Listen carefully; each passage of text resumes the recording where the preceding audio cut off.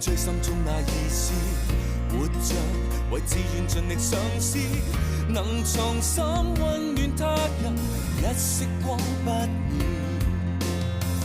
話別若有幸定能重遇，日後讓故事從頭來說，情用一生去周旋，一天終如願。看着旁人怎作祟，為舊事盡力探，哪管你是誰，無蹤跡跟隨，進退有幾許？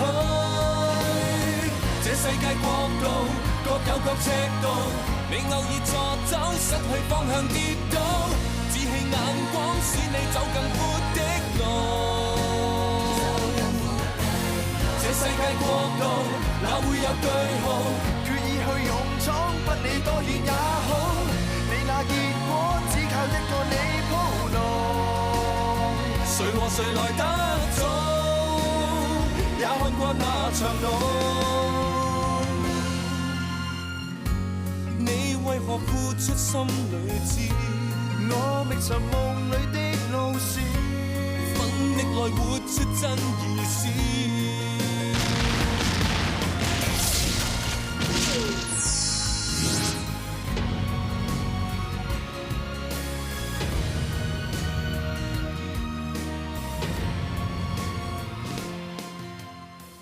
阿俊係龍哥同你老婆生嘅仔，唔關阿媽事，係個飲醉酒夾硬嚟。你乜人嚟嘅？我打死你！我打你！你係人嚟嘅，打死你！你唔係人嚟嘅！龍哥，我打死佢！心口痛啊！心臟病發，call白車啊！ call 白車啊！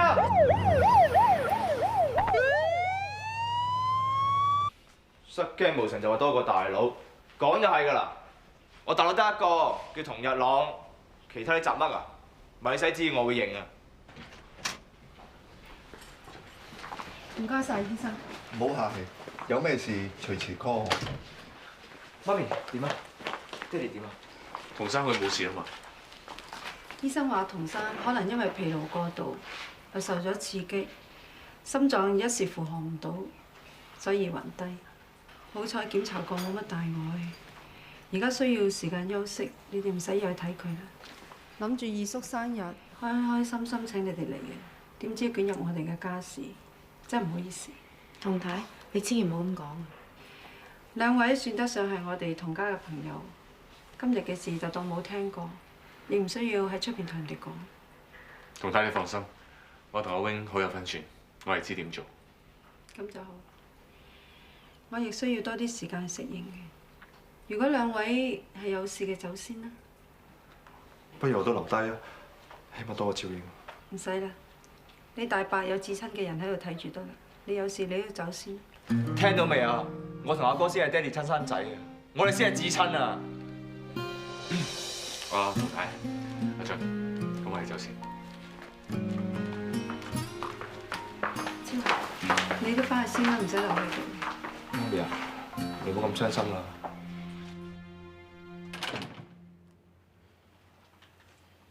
啲人走晒啦，我同你解釋咗啦。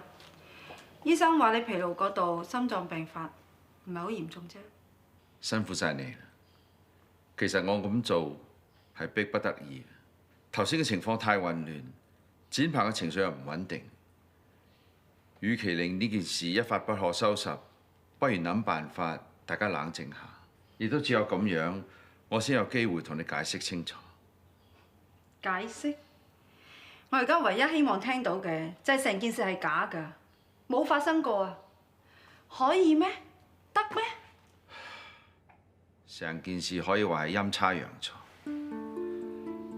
嗰年我飛去加拿大同客傾約，傾得唔係好順利。後來展鵬夫妻亦都飛過去過聖誕，我哋一齊住響新買間 house 嗰度。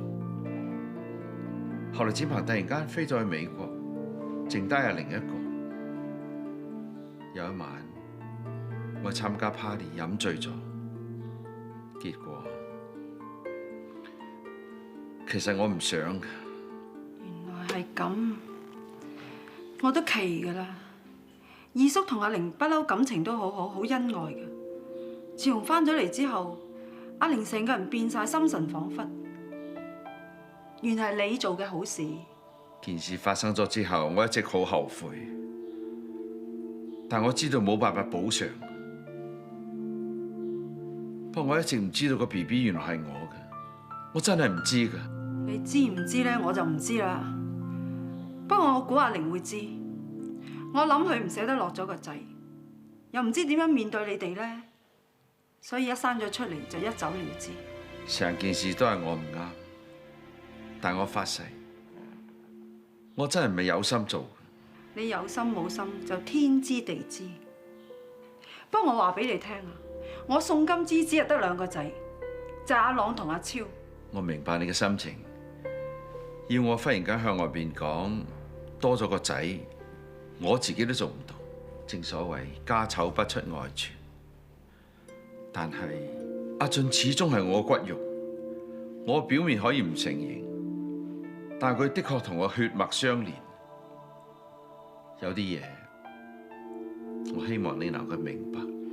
我而家要明嘅唔係童子龍諗緊啲乜嘢，我而家最緊要嘅就係睇住我頭家，睇住我2個仔，唔俾頭家散啊！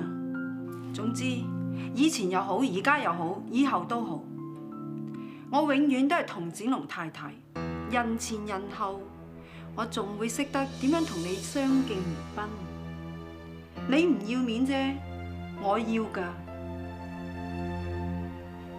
總之，有啲事發生咗係唔可以返轉頭，你亦冇權逼我接受。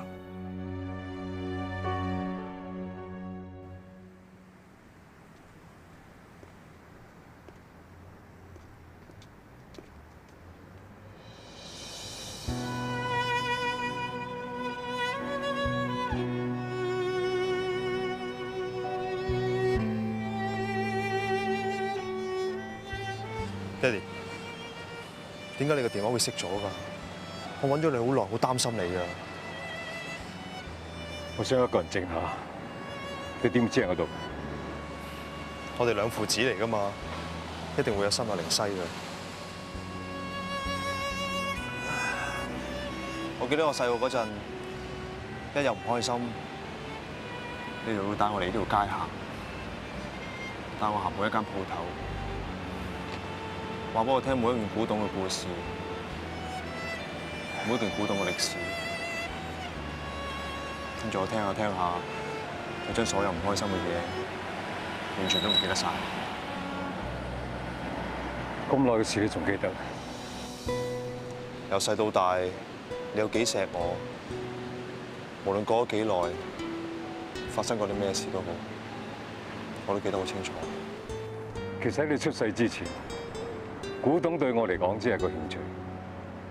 喺你出世之後，頭家散咗，我好唔開心，開始將啲時間擺晒喺古董度，研究邊件古董係真，邊件係假，探索每一件古董背後嘅故事，慢慢將唔開心嘅嘢忘記咗。我雖然由細到大同你一齊睇古董，但我又完全冇興趣研究。如果唔係，我哋2父子一定會好多話題。其實好多嘢都係天生，勉強唔嚟。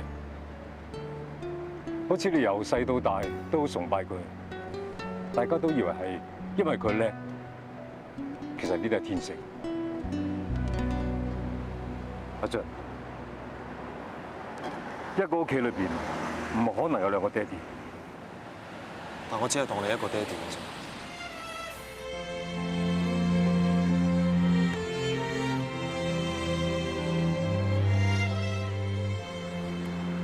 咁多年嚟，我一直掛佢粒聲唔出就走咗去，以為佢喺出邊偷偷識咗第2個男人，估唔到佢受咗咁多委屈。我呢個做丈夫嘅竟然一啲都唔知，一啲都幫唔到佢手，我真係冇用。阿媽千叮萬囑吩咐，叫我唔好將呢件事話俾你哋聽，佢都係唔想傷害你啫。既然佢唔想我知，我就當係唔知。咁佢屋企嗰度經濟方面已經唔係問題，不過佢話可能今次走咗之後，唔會再翻嚟香港。係我哋同家欠佢，希望佢今次見翻你之後，心理陰影可以消除，過翻啲開心嘅日子。阿媽佢而家有咗自己嘅生活，自己嘅家庭，爹哋你仲係一個人孤零零。爹哋仲有你啊嘛，有你陪我，爹哋已經心足。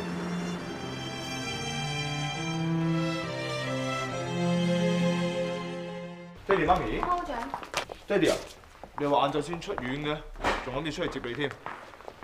醫生早咗嚟巡房，佢肯批咯，咪早啲翻嚟咯。姑丈啊，你使唔使上房唞下？響醫院瞓咗成日，仲唞唔夠咩？阿超，你間巴俾人放火燒咗，而家點啊？俾咗啲料啲警察，我諗佢哋做緊嘢㗎啦。咁有結果未啊？咁又未？爹哋啊，其實你而家已經好多嘢煩啦，呢咁細一個嘢唔使煩到你啦。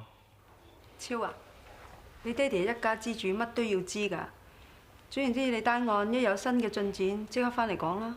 哦，姑丈啊，你使唔使入去睇下朗表哥先啊？你尋日冇探佢，佢問起你。都好。子華，我想同你單獨傾下。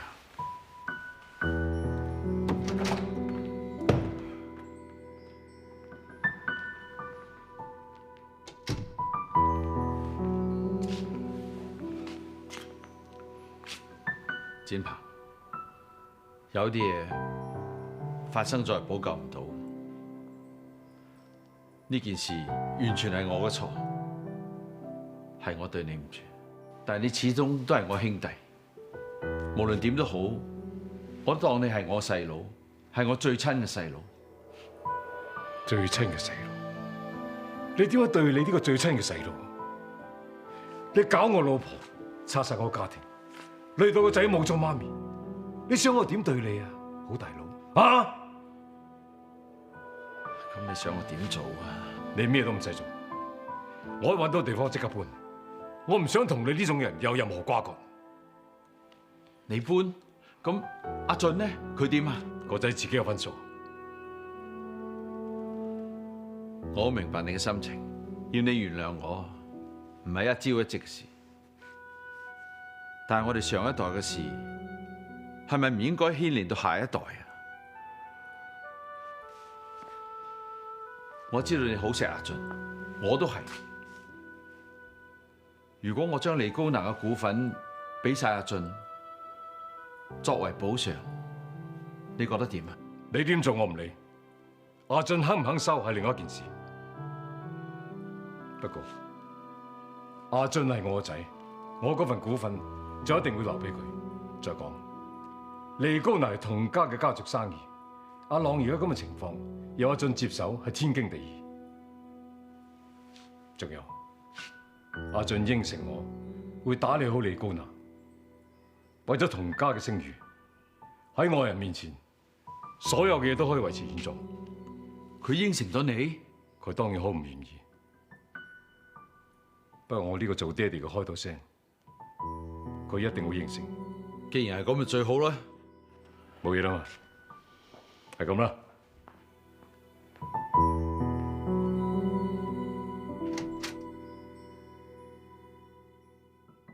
攞。伯娘，阿 Sam 咧？阿 Sam 啱啱出咗去幫我攞藥。媽咪煮咗啲燕窩粥俾你食喎。伯娘，不如我幫你餵啊。唔使啦，啲粥仲熱，攤一陣先啦。我要同阿朗按摩。如果你有嘢做嘅，唔使喺度陪佢喎，有我喺度得㗎啦。咁好，唔阻你哋傾偈。阿朗，我揾啲嘢探過你啊。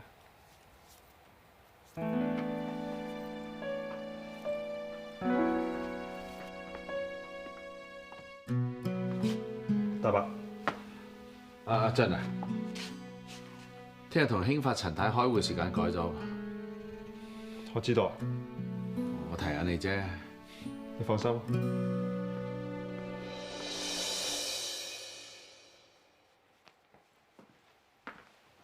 阿朗，今日精神幾好喎？啊？中醫師嚟過，都話你身體越嚟越好㗎啦。我同佢按摩都覺得佢啲肌肉比之前冇咁緊。好事嚟啊！證明幾壞嘅事啊，只要肯俾啲時間，一定會變好㗎。啊？咁我都信。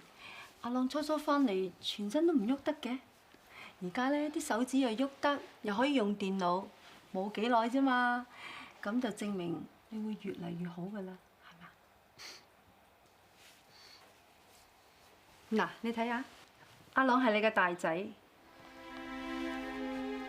係你同我生嘅親生仔，佢有晒我哋嘅遺傳㗎，就算遇到困難，佢都可以堅強面對㗎，係嘛？以後無論我哋發生咩事，就只有阿朗同阿超侍奉我哋終老。我哋4個先至係一家人。所謂一家人一條心，無論遇到啲咩大風大浪，我哋都唔怕嘅。我諗呢個唔使你提醒我，就算發生咩事，我都知道應該點做。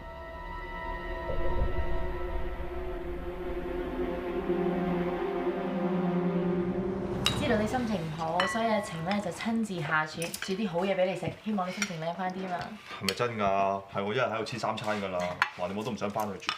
嗰度始終係你屋企嚟㗎，最重要係咧，Uncle 明知道你唔係佢親生嘅，佢對你感情都冇變過。其他嘢咯，慢慢嚟啦，唔急得㗎。由細到大咧，佢都係我榜樣嚟嘅。原來咁多年嚟，我都係錯。阿俊啊，有啲嘢改變唔到嘅事實，就要改變自己嘅心情。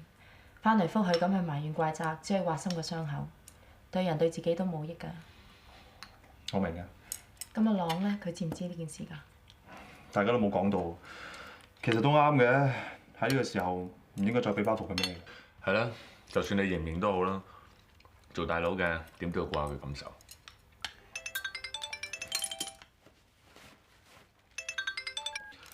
喂，寶姐，咩事啊？阿朗出。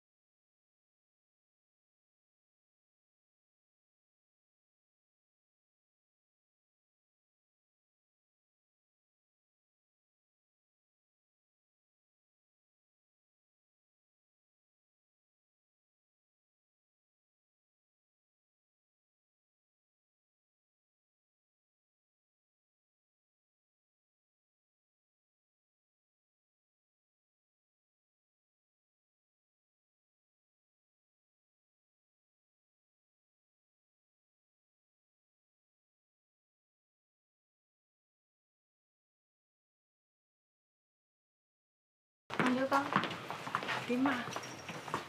頭痛好翻啲未啊？不過醫生話你有啲感冒，我同你媽咪希望你喺呢度留多1、2日，好翻先翻屋企啊！阿哥啊，陣間我去富貴屋買佢最出名嘅鮑魚米粉嚟，唔食得聞下都好啊！朗表哥啊，咁我就負責去買你中意食嘅黃梅黃啊，擺入口嗒下都好啊嘛。係咯，咁樣食法唔使等出院，亦都好快變。姑媽，你已經唔舒服啦，唔好行咁近啦，唔係傳染到表哥唔好啦。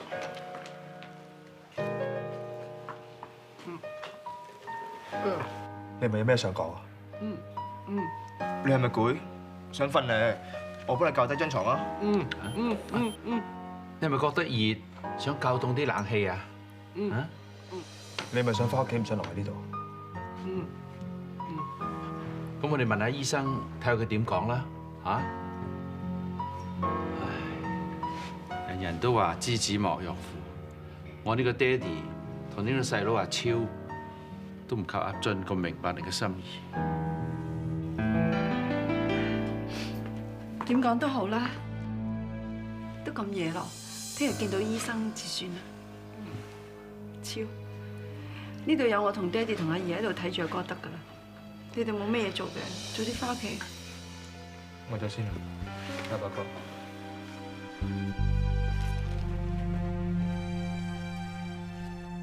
扮晒嘢，呢係使乜做到咁足啊？做咩啊？喺人面前扮晒好大佬，爹哋唔喺度就眼尾都唔睄我咁話咯喎！我當你攞影帝啊，呃到爹哋同阿哥，呃唔到我嘅。喺爹哋面前同阿哥扮晒好兄弟，我就外人一個，喺度蹬腳啊！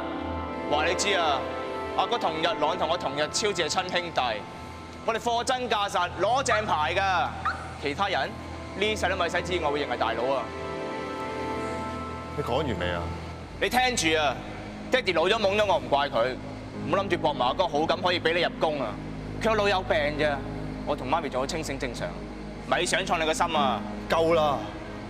阿朗而家仲瞓喺醫院度，你話自己同佢幾親，你有冇諗過辦法幫佢啊？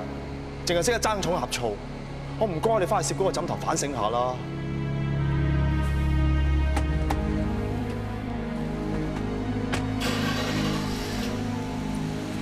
上車啦！唔上啊！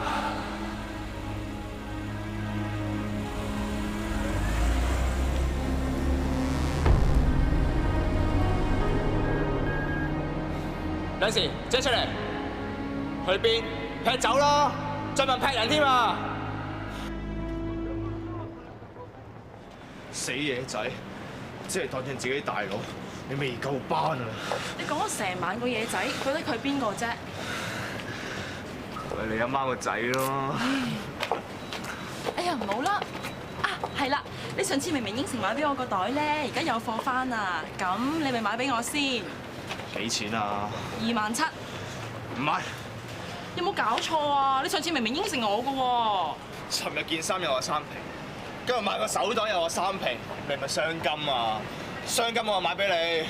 呢樣又唔買，嗰樣又唔買，人做二世祖，你做二世祖，邊人做得咁噏得㗎？你講咩啊，八婆？同我收聲啊！死㗎！咁大我都睇唔到。哦，係你，我都揾得你耐啦。係你揾人燒我間巴嘅。燒咗咪燒咗咯，錢財身外物，你唔好再撩事鬥非啦，唔係下次變燒豬添。你講咩？咪住！我有啲咩停手啊！我要打啦！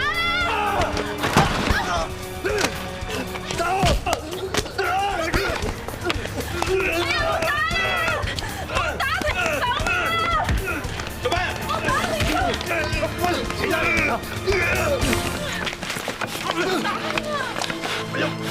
我打交！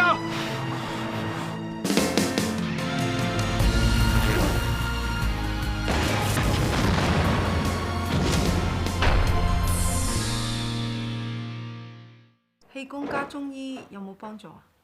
只係輔助治療，唔可以根治。我明嘅，唔該晒。個氣功師點講啊？你聽到晒啦。聽埋腦科專家嘅意見再決定啦，唔好諗咁多啦。個仔係我最錫㗎，叫我唔好諗。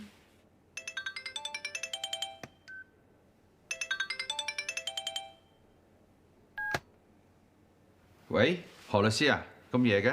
童生，唔好意思啊，咁夜騷擾你。正話我收到超市嘅電話，佢同人喺街度打交，拉咗返差館。我而家揸緊車去保釋佢，同你講聲嘅啫，冇乜嘢嘅。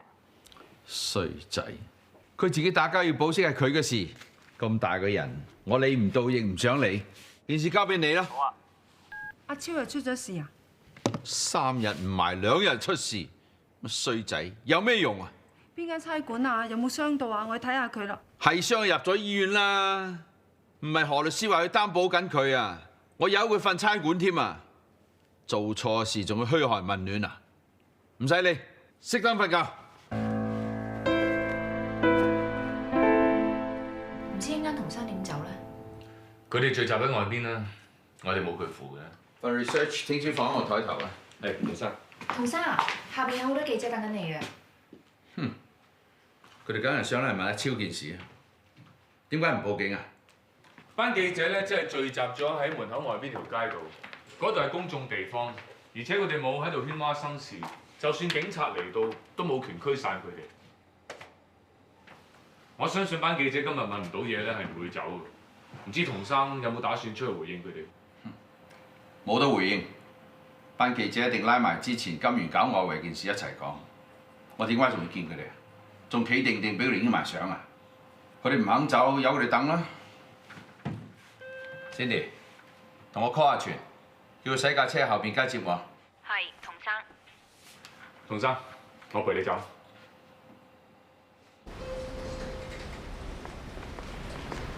童生，咦，童生真係後面出嚟啊！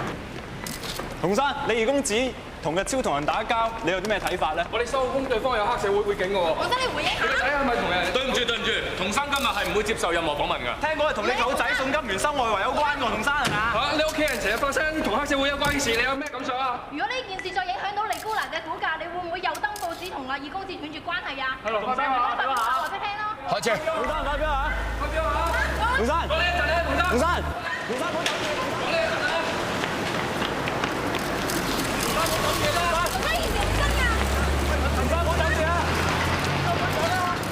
童生啊，睇嚟真係同你所講一樣，班記者想搞大件事。歸根究底都係阿超女士。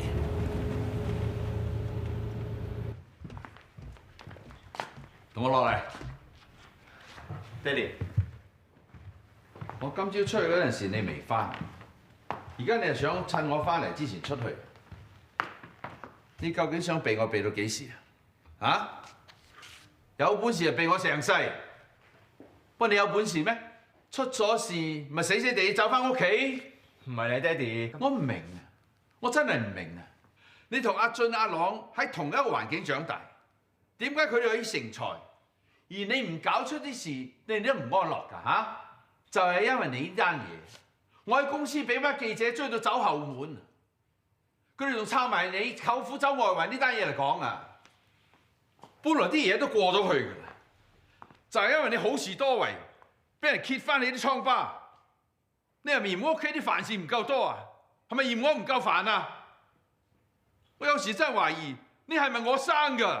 咁我都飲醉酒至打交啫，你都知㗎，飲醉酒可以出事㗎嘛。你衰仔，係咪想我登報同你脫離父子關係啊？哥，衰仔，我唔識教，你同我搞掂佢。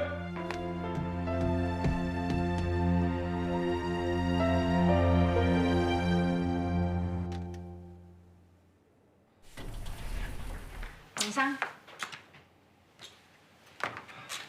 童生，你下個星期正式升任利高拿 CEO，manage 晒整個。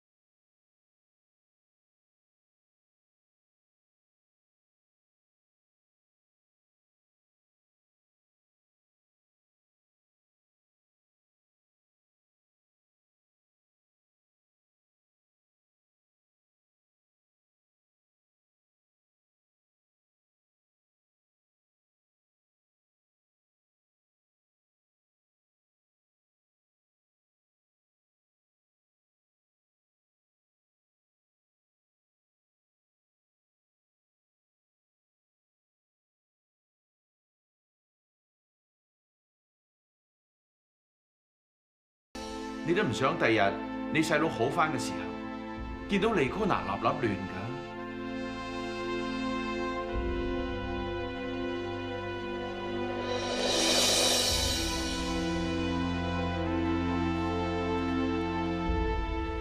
喂，你睇下地產大王嗰單爭產官司咧，最後居然俾個二奶贏咗喎！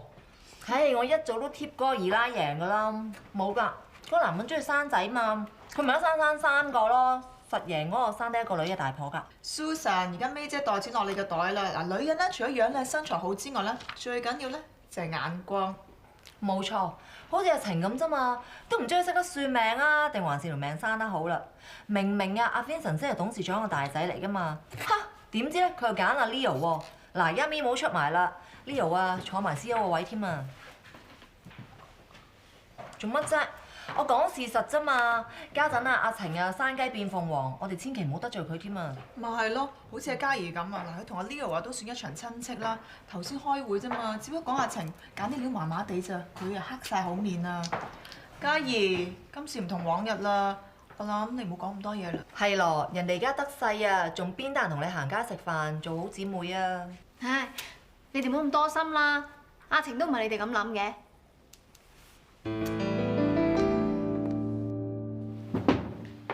喂 Leo，阿 Vincent 啱食完粥啦，你陪佢傾下偈先，我出去攞啲藥俾佢食。好啊，唔該晒。唔使。點啊？今日好啲未？啊係，我攞份禮物俾你啊，包你一定啱睇。呢隻 CD 咧有齊晒所有時裝雜誌嘅圖片同埋報導，包你一定啱睇嘅。你知啦，做 designer 咧一定要緊貼呢個潮流㗎，萬一第時好翻嗰陣時候脫節晒咁點啊？所以咧，你以後就冇得偷懶。我每個星期咧就會攞一張 CD 嚟俾你睇㗎。阿樂，你一定要加油啊！你一定要好翻，好翻之後咧，我哋一齊打天下。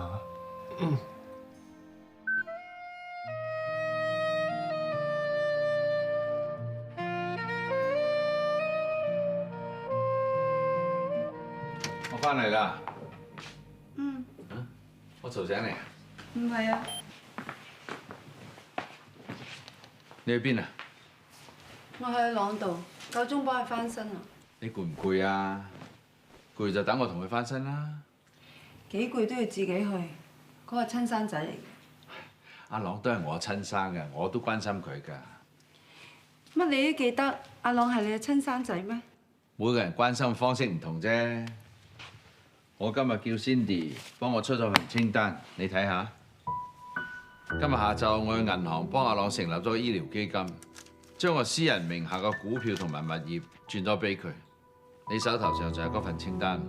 將來阿朗可以喺一個舒適嘅環境下，享受最好、最先進嘅治療。我都有幫阿超諗過，佢再咁落去唔係辦法。我打算喺利高拿幫佢揾個位，佢中意做邊個部門都得，我會調 Wilson 過去幫佢手。阿超都係我個仔。我都希望佢可以幫到公司。阿朗同阿超係我個仔，阿俊亦都係，呢個係無可否認。我會繼續重用佢。我今日啱啱出咗 memo， 正式升佢做利高拿嘅 CEO。做咩咁大件事唔同我商量？呢啲係公司嘅事，唔係家事，而且你都應該明白。阿朗而家係咁，阿超佢唔生性。無論你承認又好，唔承認又好，阿俊佢係我仔又好，侄又好，利高拿將來都係靠佢，冇其他人可以代替。我去沖涼先。姑媽，你唔知啦，公司 memo 一出咧，啲同事即刻開始傳進表哥會係利高拿嘅接班人，仲講到佢唔使幾耐就入董事局添。呢個係你姑丈嘅決定，我都係事後先知。依家公司唔單止進表哥得勢，仲有阿晴啊，其他同事都要睇佢面色同擦對鞋。就算我想心平氣和同佢傾下 design 嘅問題咧，佢都即刻黑面。你有咁多年工作經驗，佢啱啱畢業啫噃，你指點下佢，佢即刻俾面色你睇？冇辦法啦，依家公司上下都記佢係進表哥女朋友。大家都唔敢得罪佢咯。佢當自己係乜啊？而家係公司嘅真命天子啊！我仲有2個仔㗎。其實依家朗表哥嘅情況真係好咗好多，我諗佢一定會好快好返嘅。姑媽，不如你同姑丈商量下。冇用㗎，你姑丈已經決定咗，唔會改變嘅。何況都冇商量餘地。去到邊嘅記者啊？你話煩唔煩啊？唉，睇你都要出去俾下風頭。嗱，等陣我同媽咪講，話因為打交單嘢，我想避下風頭，咁咪問佢攞30萬，到時咪可以同你坐郵輪去加勒比海度嘆咯。點到佢唔俾啊？家陣佢得返我啲粒識行識走嘅仔嘅咋。你講乜嘢啊？唔該啦，係咁先。媽咪。頭先你講乜嘢啊？冇，呢排啲記者煩住晒，咪諗住出去行開下咯。你點解會俾人煩啊？如果你自己做得好嘅，人哋點會煩到你啊？你成日做錯嘢嘅，你自己好好地反省下你自己啊！其實我都係亂噏㗎咋，我都係講下笑啫。我平時點教你㗎？我叫你做嘢要乾淨利落，做人喜怒不形於色。你當耳邊風啊？結果點啊？咪成日出去闖禍，要屋企人幫你執手尾。你知唔知你爹哋喺我面前講你幾多次唔成才啊？你冇用啊！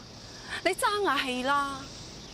自從你阿哥出咗事之後，公司 CEO 個位就嚟俾阿俊坐㗎啦，我都就嚟冇訂企啊！我唔係次次可以撐得住你㗎。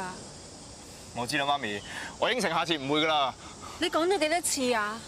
我都聽到厭啦。以後咪使知我理你。吓？唔可，媽咪。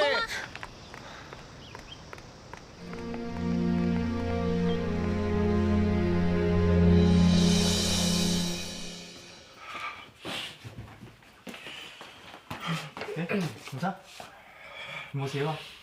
冇。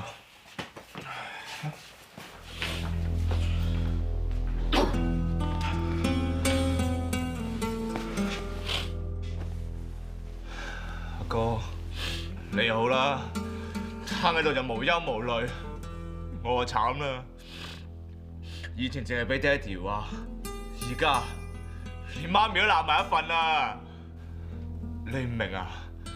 係，總言之，如果唔係你出咗事啊，你一定幫我同媽咪講好説話。你實企我嗰邊㗎，係咪先？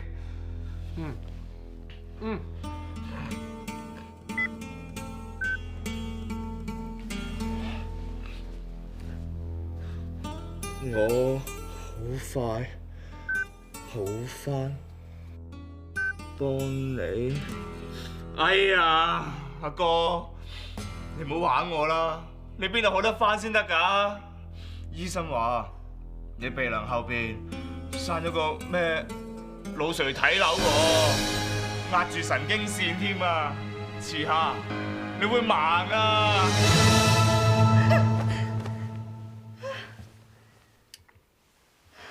做咩咁知？我夢到阿朗，佢盲咗。發夢啫，冇事嘅。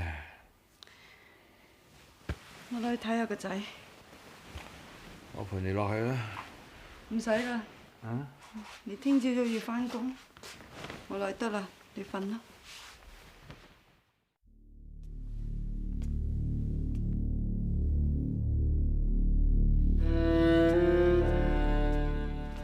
朗，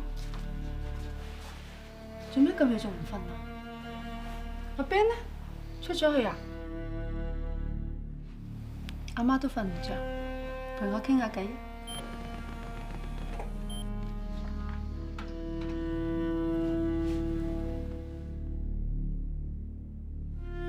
做咩啊？唔開心啊？有唔開心嘢同阿媽講。你唔舒服啊？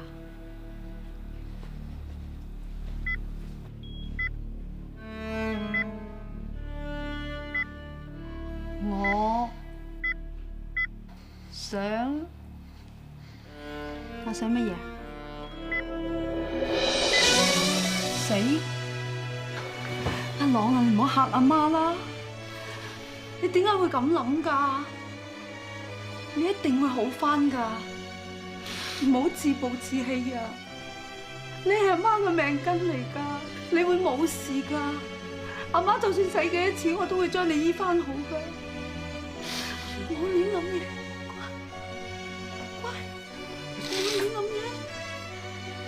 乖，你係媽嘅命根嚟㗎，唔好亂諗嘢啊！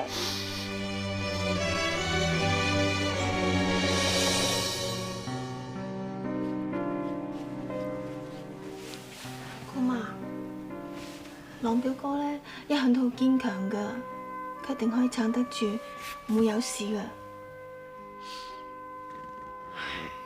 佢不嬲做人都好有鬥志，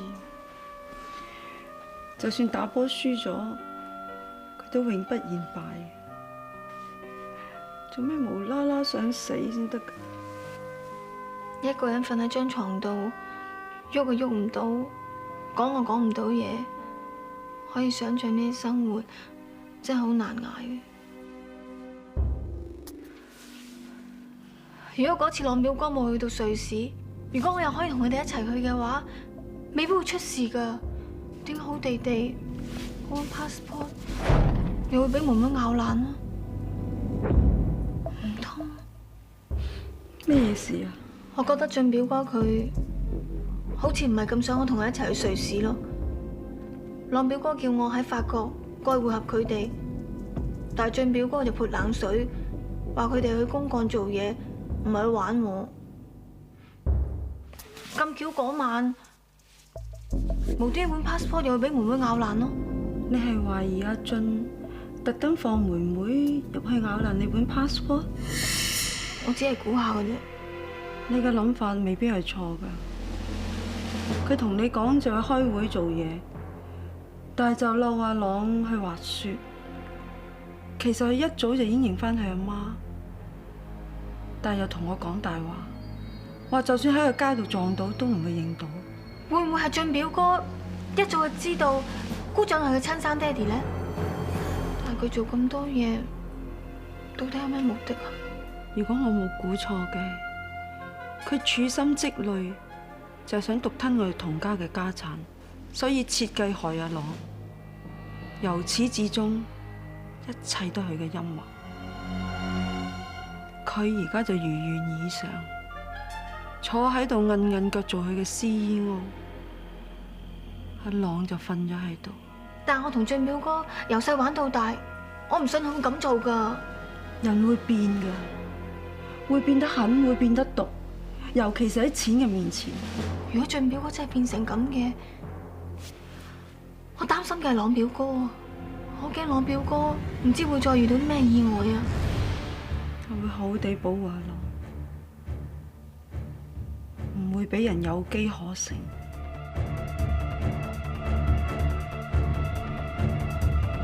但我做咩無端端同佢滑雪啊？搞緊呢個波，但我真係唔知會搞成咁噶。我死我仔啊！阿朗佢以後會彈？